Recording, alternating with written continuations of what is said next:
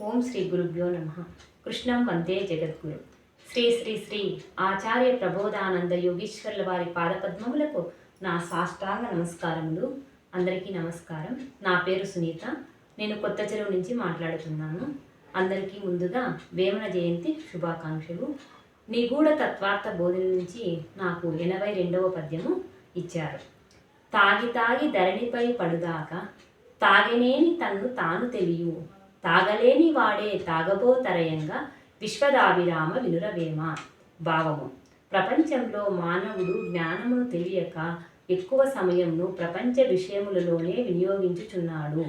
అలా ప్రపంచ విషయముల్లో వినియోగించి వీటిలో శాశ్వత శాంతి లేదని తెలుసుకున్నవారు కొందరు ఆత్మజ్ఞానంను కూడా తెలుసుకోవాలని అనుకుంటున్నారు.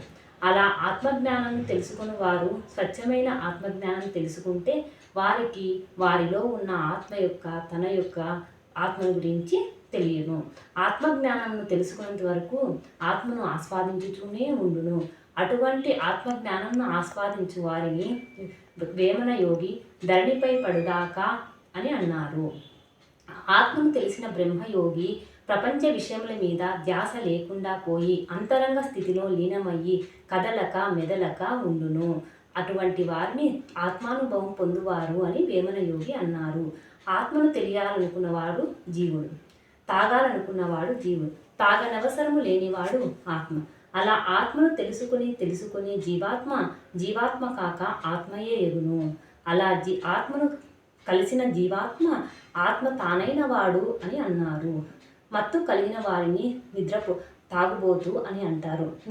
ఎక్కువగా నిద్రపోయే వారిని నిద్రపోతూ అంటారు. మత్తు కావాలనుకున్నవాడు జీవుడు, మత్తైన వాడు ఆత్మ. అప్పుడప్పుడు తాగుబోతు కావడం కంటే తాగలేని తాగుబోతు కావడం మంచిది.